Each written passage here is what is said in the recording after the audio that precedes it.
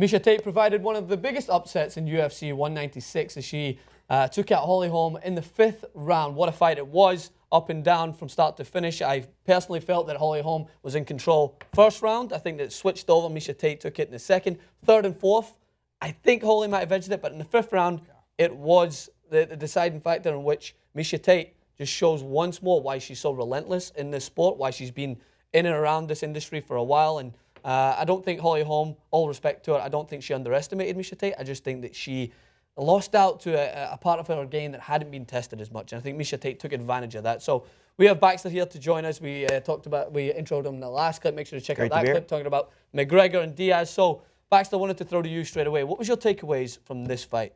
The Miesha Tate-Holly Holmes fight is, I think Holly Holm should have been a little bit more aggressive and worked a lot more on her takedown defense, because Miesha Tate's ground game is obviously extremely good. Right. And her, she's a kickboxer and a boxer, and just turned to MMA with, 10 knockout wins, and, basically didn't have the experience to the full MMA. So I think that, as she gets more skilled, go back to her training camp and practice a little bit more jiu-jitsu, because she's got the stand-up amazingly. You know what I found amazing about it is Holly Holm was the most prepared we've ever seen a fighter from Ronda Rousey, who at that point was the most hyped fighter in the entire MMA, or at least UFC, potentially all of MMA.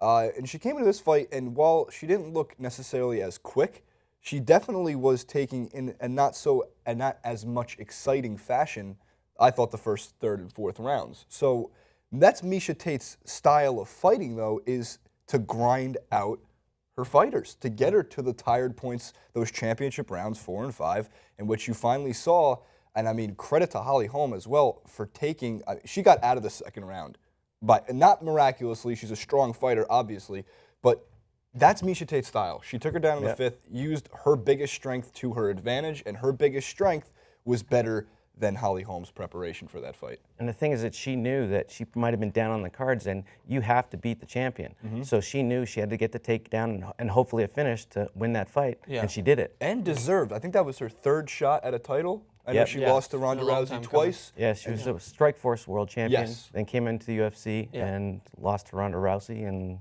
that was it. I think my takeaway from it was, I was going to agree with what Baxter was saying. I think that Holly Holm had to be a little bit more adjustable in terms of, like, she realized that her striking wasn't having as similar an impact. I don't think she was getting inside as much of the perimeter of Miesha Tate as what she did with Rousey.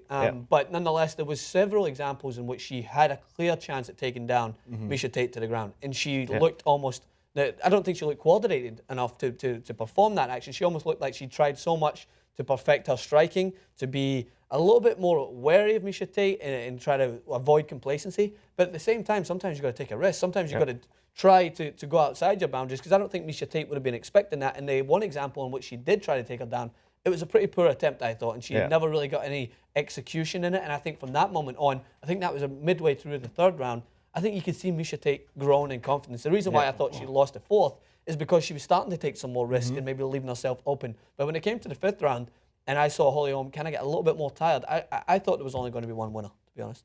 Yeah, I mean, look, with this fight in general, too, it sets up an interesting conversation for what's next between these two fighters. So I want to see a Tate versus Holm rematch, because I loved all 5 rounds of that fight. Yeah, it was a great fight. I think Dana White is going to set up a Ronda Rousey versus Miesha Tate 3, maybe around UFC 200, which I think, according to at least MMA Fighting, which has the article in regards to this, it was as for what's next, it's too early to tell, perhaps a rematch with Tate at UFC 200, or maybe a different direction altogether. I don't think there's been, I know White said that he wants Rousey and Tate set up, but I don't think there's been any official release for the card for UFC 200. So I think the better fight is Holm versus Tate. I think the more exciting build-up would be Rousey versus Tate.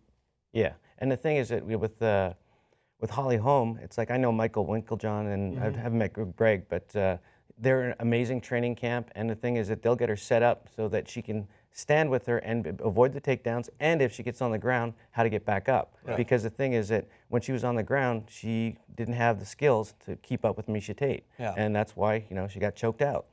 I think that I do agree with it. I think it was an exciting fight. I'd like to see it happen again, but again, with the UFC and with Dana White, what's going to bring in the more gate? Is it going to be a rematch, or is it going to be Rousey versus Tate? And I think if Rousey I think it's just the ball's literally going to be in her court. It's going to be, okay, Rousey, are you ready to fight again? Are you thinking about it? We've seen the images. It looks like she's back training. She's back in the gym.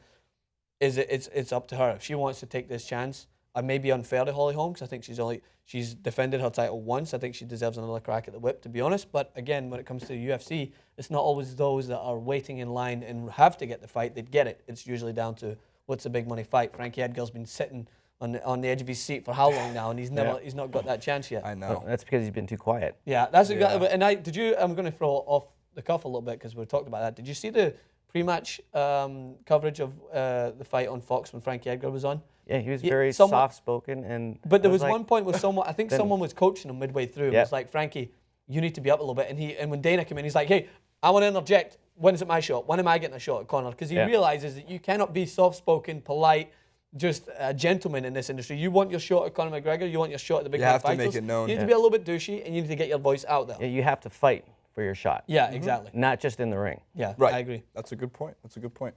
Francis, take us home. You want me to take us home? Take us home. Take us Holly home? Well, Holly Holm didn't take it home, unfortunately. You set me up for that one, Jason. You threw me the alley, and I'll oop it. Let us know what you guys thought of this fight. I personally thought it was one of my favourite fights of the whole card. Let us know in the comment section below. Thanks to Baxter for joining us. Thanks to My pleasure. Jason for setting me up for that good finale. And come back again and subscribe to the